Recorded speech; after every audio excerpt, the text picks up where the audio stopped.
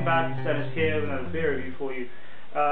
Realised that I actually haven't reviewed a single Canadian beer in this season, so it's already episode 9 and we're going to fix that right now. Today we're going to look at another Unibroue beer. I know I've only actually done one review prior to this, but I've been a fan of the beers probably ever since my second day in Montreal when I tried the Blanche de Chambly. And even though I'm not a big fan of that particular beer, I'm a huge fan of Unibroue in general. I love the beers, but I haven't tried this one, so today we're going to review the Trois, which means 3 pistols, and it's a strong Belgian dark ale, and the ABV holds at 9%. Now, Unibroue is a brewery just outside of Montreal, short kind of ride. The town's called Chambly, and it's on the south shore of St. Lawrence River. They've been making beer for over 15 years now. They got founded in 1993, and one of their brewers, I know it for a fact. I'm not sure if it's if it's the head brewer or just a assistant kind of brewer, but one of the original brewers at the brewery was originally from Belgium, so that's how they sort of got into the Belgian-style ales, which are probably their focus still up to this day. The majority of the beers they produce are Belgian style. They do have some low budget kind of lagers and a few pilsners and some ales as well. I've tried some of them, pretty good still, but I mean you can't compare it to the higher end beers. Most of the Belgian style beers are fall conditioned. This one's not an exception actually. It's fall fermented. You're going to get that lively yeast.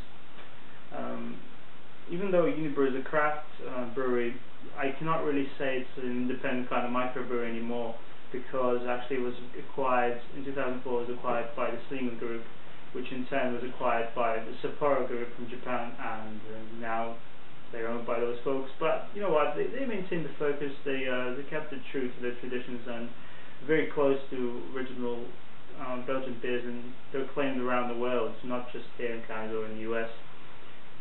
Unibroue, they've made their name. So a little bit about the style of beer. It's a Belgian strong dark ale. Belgian ales are extremely diverse beers, if you probably know. There's so many different styles and subcategories. Also the Trappist beers, the Abbey beers. Strong dark ales are usually characterized by the dark fruit connotations, nice chocolatey maltiness, and sometimes they give nice port wine-like characteristics, especially in finish. Usually quite strong, 8, 9, 10%. But usually with Unibroue beers, they're very easy drinking, as long as you keep it, in moderation. So we're going to see about that. Let's see what this beer is all about, and review it right now. Right, so I'll read the back label. Trois is a remarkably mellow dark ale. To complement its aroma of ripe fruit, it has a pleasant aftertaste that lingers on like old port wine. And the legend of the Black Horse, summoned in a moment of holy despair, the devil, in the form of a big black steed, appeared to help raise a church that was long overdue in the troubled village of Trois. And it has to do with the label, and it's a picture of a church and kind of demonic black horse on top of it. So I'm going to be using my Le Choufle glass. You can serve this either in these kind of glasses, or you can use a goblet. You can use a snifter just as well. Open the bottle. Hope it doesn't foam up on me because I was shaking the bottle to and fro, but I think it's going to be fine.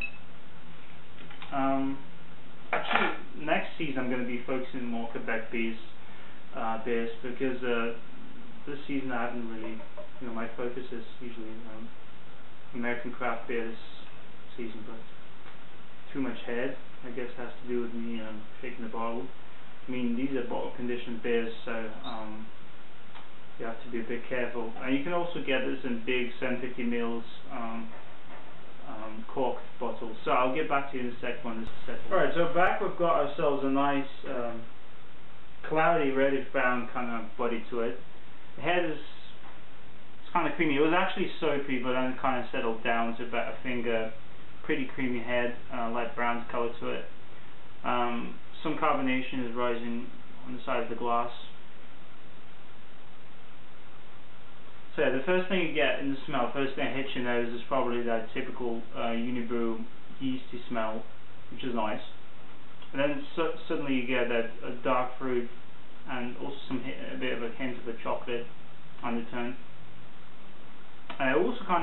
I can sense that port wine kind of quality to it, like a strong potent grape sweetness, I guess. Maybe a hint of banana and just a touch of spiciness. Yeah, very nice, very nice. Let's give it a try, cheers.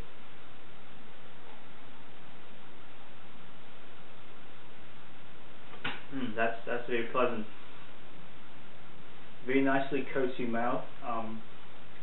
Certainly a medium kind of body to it. And the alcohol is very well masked actually. I mean, you could probably taste it's about 6%, but I wouldn't say this is 9. This was just given to me as blind tasting. Definitely a cherry, prune note. Maybe even plums, like more fresh plums and prunes. A bit of that spiciness to it. And the finish definitely has some port wine quality to it. Overall, it's kind of sweet. Not overpoweringly sweet, but it's very strong sweetness to it. Very nice. Good beer. Certainly balanced off. A touch of bitterness, a touch of dryness. Good beer. I'll get back to you in a sec. Right, so this is a great beer. It's scored quite high when I just did my reviews on Beer Advocate and the Rate Beer. I scored about 4.3 out of 5. So I'm going to give this a nice 9 out of 10. I'll explain that in a sec. But I've got to say, this is probably going to become another favourite of mine from Unibroue. At this, today I can say that right now my favourite is the Undrinkable, which is a triple wheat ale. I haven't reviewed that, but I love this beer. It's very complex. I've recently kind of revisited it and became my favourite. But this one, it's probably the alcohol is so well masked in this one that it's probably champion of being a disguised strong ale from Unibroue. The nice aspects of the taste, probably the port wine characteristics, which I really like. So a potent, very great condensation to it. Now the mouthfeel is where this beer is a winner, that's for sure. Very nice and smooth. And the drinkability is easy, but you know what? Watch out for the alcohol; it's going to get you. If you drink too many of these, it's a potent beer. You can't take that away from it. But other than that, it's a great beer. It's not a perfect beer, but it's very, very good. So 9 out of 10 for Coffee Stud. It's a very, very solid performer. It's got a lot of character to it, and I recommend it if you haven't tried this. So that's it for this review, and stick to the beer. Cheers.